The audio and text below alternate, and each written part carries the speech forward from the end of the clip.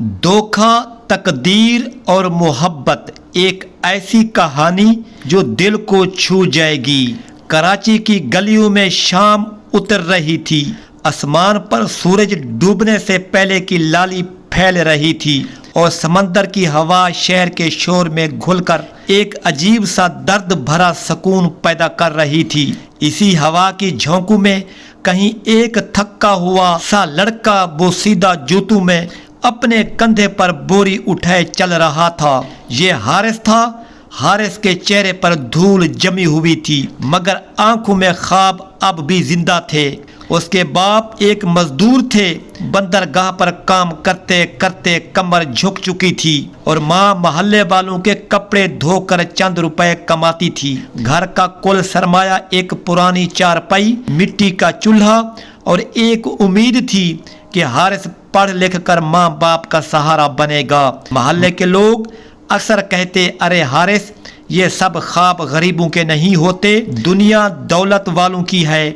मगर हारिस बस मुस्कुरा कर कहता, अगर मेहनत जुर्म नहीं तो ख्वाब भी गुनाह नहीं। दिन में वो फैक्ट्री में काम करता, रात को छत पर बैठकर पढ़ता। पुरानी किताबों के सफ़हात मुड़े हुए, रोशनाई ख़त्म शुदा, कलम और चाय की बजाय नलके का पानी, मगर जज्बा वही जो पहाड़ तोड़ दे। एक दिन फैक्ट्री के मालिक के बेटे वासे ने उसे देखकर कहा, यार हारिस, इतनी मेहनत करके क्या करोगे? आखिर मैं यही मजदूरी करनी है। हम जैसे लोग कभी तुम जैसे लोगों को बराबर नहीं मानते। हारिस ने गर्द झाड़ते हुए बस इतना कहा, शायद तुम ठीक कहते हो, लेकिन कभी किस्मत से पूछना कि उसके फैसले तुम्हारे घर नहीं मेरे सब्र से लिखे जाते हैं। वासे हंसा, मगर उस हंसी के नीचे एक तंज छुपा था। इसी दिन से हारिस के दिल में एक आग जल उठी, खुद को साबित करने की आग। घर का आकर माँ ने कहा, बेटा तुम इतने थके हुए लग रहे हो, थोड़ा आराम कर लो। हारिस ने माँ के हाथ पकड़े, अम्मी, जब तक आपकी मेहनत की लकीरें मेरी हथेली से मिट नहीं जाती तब तक मैं आराम नहीं कर सकता। माँ की आंखों से आंसू बह निकले। अल्लाह तुम्हें कामयाब करे। हारिस अगले दिन स्कूल की फीस देने का आखिरी दिन था। जेब में सिर्फ 50 रुपए थे और फीस 200 रुपए की थी। बाप ने कहा, बेटा मैंने सोचा है आज मजदूरी के पैसे तुम्हारे लिए बचा लूँगा। हारिस ने फौरन इनकार कर दिया, अब्बा आप भूखे रहें और मैं पढ़ूं। नहीं, अल्लाह बड़ा है, मैं खुद इंतज़ाम कर लूँगा। वो रात उसने फुटपाथ पर गुजारी, लेकिन सुबह होते ही एक छोटी दुकान पर काम ढूंढ लिया और यूं उसकी ज़िंदगी का वो सफ़र शुरू हुआ जहां हर सांस जिद्दोजहद थी, मगर हर जिद्दोजहद के पीछे एक वादा। माँ बाप की मुस्कुराहट, वासे और हारिस की दोस्ती फैक्ट्री के दिनों से थी। दोनों एक ही वक्त में काम ख़त्म करते, मगर एक के घर दौलत की फरावानी थी और दूसरे के पास माँ बाप की दुआएं। वासे अक्सर हारिस से कहता, यार तो बहुत सीधा है, जिंदगी में आगे बढ़ने के लिए थोड़ा चालाक बनना पड़ता है। हारिस बस मुस्कुरा देता। वासे चालाकी वक्ती कामयाबी देती है, मगर सच्चाई उम्र भर सर ऊंचा रखती है। इसी दौरान फैक्ट्री के मालिक ने ऐलान किया कि जो मुलाजिम एक नया डिज़ाइन पेश करेगा उसे प्रमोशन और इनाम दिया जाएगा। हारिस ने दिन रात मेहनत करके एक बेहतरीन नमूना तैयार किया, मगर वासे जो हमेशा आसान रास्ता ढूंढता था, उसने वो डिज़ाइन चोरी कर लिया। जब मालिक के सामने पेश किया गया तो वासे की झूठी तारीफों के शोर में हारिस का नाम कहीं दब गया। मालिक ने वासे को इनाम दिया और हारिस को निकाल दिया। वासे ने कंधे पर हाथ रखकर कहा, यार बुरा मत मान, दुनिया ऐसे ही चलती है। हारिस के लब कप कपा उठे, मगर वो कुछ न बोला, सिर्फ इतना कहा, शायद दुनिया चलती हो झूठ से मगर ज़मीर नहीं। वो दिन उसके ख्वाबों पर बिजली बनकर गिरा। नौकरी गई, इज्जत गई, उम्मीदें बुझ गईं। जेब में एक 100 का नोट और दिल में तूफान। शाम का वक्त था। हारिस लारी अड्डे के पास एक दीवार से टेक लगाए खड़ा था, चेहरा पसीने से तर, आंख बसी। उसी वक्त ایک سیاہ گاڑی اس کے سامنے رکی۔ گاڑی سے ایک میڈم اتری، صاف ستھرے کپڑے، چہرے پر نرمی اور انداز میں اعتماد۔ تمہیں نوکری چاہیے؟ اس نے نرمی سے پوچھا۔ حارث نے چونک کر کہا جی، مگر مجھے کام نہیں آتا، بس محنت کر سکتا ہوں۔ میڈم مسکرائی۔ محنت ہی سب سے بڑا کام ہے، میرے گھر آ جاؤ، ڈرائیور تمہیں چھوڑ دے گا۔ وہ گاڑی میں بیٹھ گیا۔ شہر کی روشنیوں کے بیچ سے گزرتی ہوئی گاڑی ایک بڑے بنگلے پر جا رکی۔ دروازہ کھلا تو ایک نوجوان لڑکی سامنے آئی، سادہ مگر دلکش، سانولی رنگت مگر آنکھوں میں عجیب کشش۔ میڈم نے کہا یہ میری بیٹی سامیہ ہے، اب سے تم ہمارے گھر کا کام سنبھالو۔ حارث نے نظریں جھکا لی اور بس اتنا کہا، شکریہ بی بی جی، میں اپنی پوری ایمانداری سے کام کروں گا۔ سامیہ نے پہلی بار اس کی آنکھوں میں دیکھا اور شاید اسی لمحے کہانی کا نیا باب شروع ہو گیا تھا۔ سامیہ جب پہلی بار حارث کی آنکھوں میں آئی تو اس نے ایک عام آدمی کی طرح نہیں دیکھا، بلکہ ایک آدمی کو پڑھا جس کے اندر ایک پوری دنیا دبی ہوئی تھی۔ اس کی خاموشی اس کے لیے ایک سوال بن گئی اور وہ سوال جلدی جوابوں میں بدل گیا۔ سامیہ کے گھر کی روشنیوں اور سجاوٹی دیواروں کے پیچھے ایک الگ دنیا بس رہی تھی، جہاں دولت تو تھی مگر سکون کم تھا۔ اس کے والد نے زندگی میں ہر چیز سلونی اور گنی تھی مگر بیٹی کی اندرونی دنیا کو سمجھا کم تھا۔ وہ راتیں جب سامیہ کمرے میں اکیلی بیٹھی اپنی ماں کی باتیں سوچتی تو کبھی اس کے سینے میں ایک درد اٹھتا کہ کیوں ملے ہیں ان کو ایسے فیصلے جن کی قیمت انسانوں کی عزت بنتی ہے۔ وہ جانتی تھی کہ ماں نے جو قدم اٹھایا وہ ایک ماں کی مجبوری اور خوف کا نتیجہ تھا، مگر اس کا دل یہ بھی کہتا تھا کہ کسی کی عزت کو سودا نہیں کیا جا سکتا۔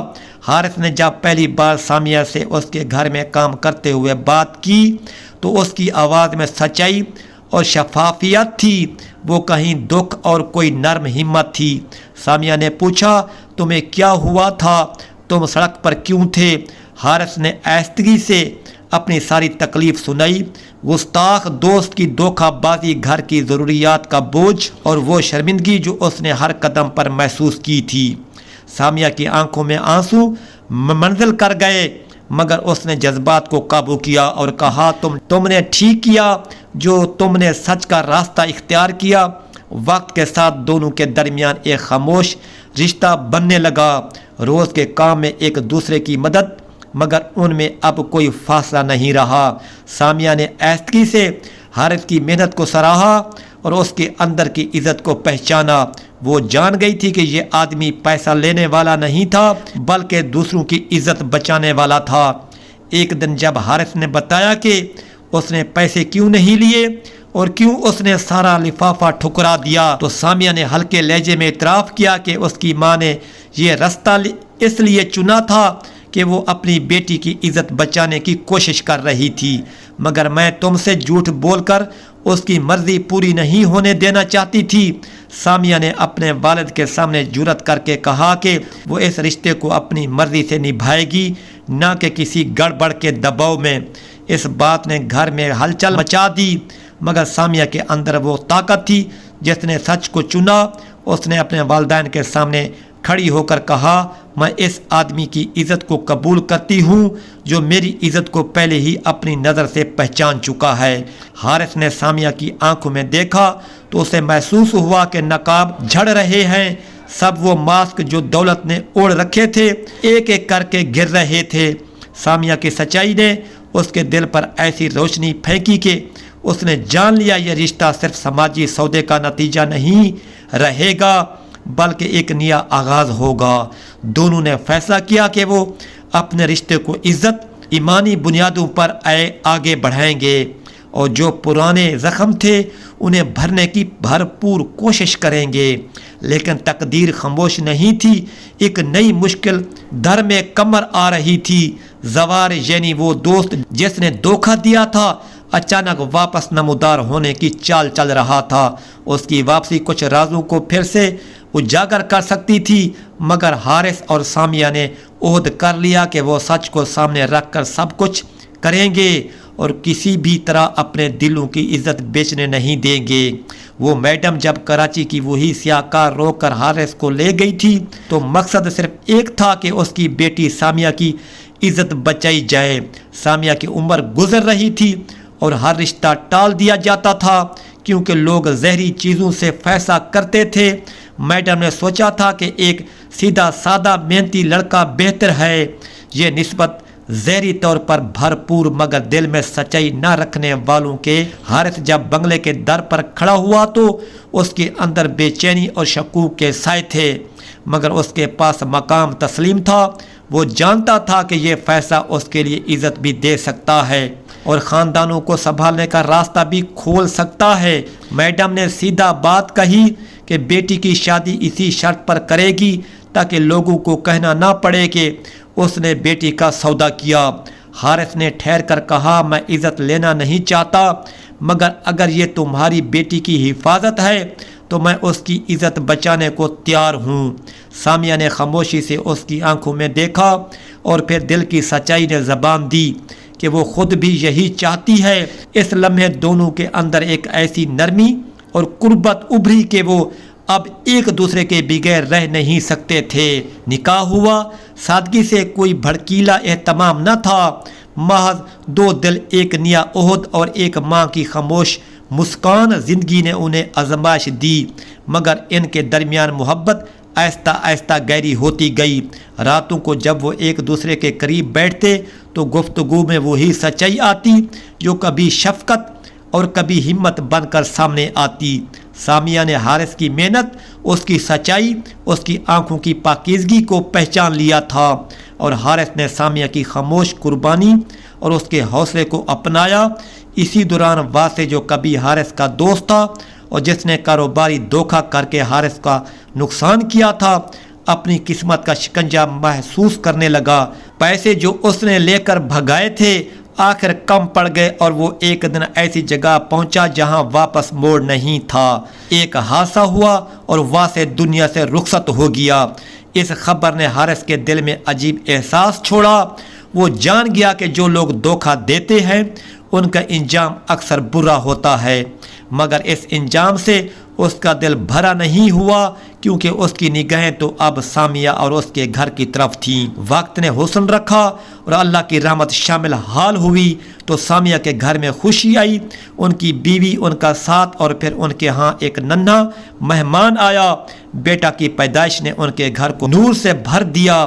حارث نے پہلی بار سچ مچ زندگی میں وہ سکون محسوس کیا جو اس نے ہمیشہ ماں باپ کے لیے چاہا تھا۔ بچہ ان کے لیے رحمت اور یقین کا سبب بنا۔ کچھ عرصے بعد حارث نے وہ لمحہ چنا جب وہ ماں کے پاس واپس جائے اور ساری حقیقت بتا دے۔ وہ چاہتا تھا کہ ماں جان لے کہ اس نے کس رشتے پر قدم رکھا اور کیوں اس نے وہ فیصلہ کیا تھا۔ وہ گھر پہنچا تو آنکھوں میں سچ اور لبوں پر سجی گزارشیں تھیں۔ ماں نے اس کی بات سنی، کبھی درمیان میں روئی، کبھی دعا کی، اور جب حارث نے ہر بات کھول کر بتا دی تو ماں نے بس ہاتھ پھیلایا اور بیٹے کو گلے لگا کر کہا، میرے بیٹے، تم نے جو بھی کیا نیت سے کیا، میں تمہارا ساتھ دیتی ہوں۔ ماں نے کہا، جاؤ اپنے گھر جا کر اپنی بیوی اور بچے کے ساتھ رہو، میں تمہیں جانے کی اجازت دیتی ہوں، اور تم نے جو عزت بچائی وہی تمہاری سچی عزت ہے۔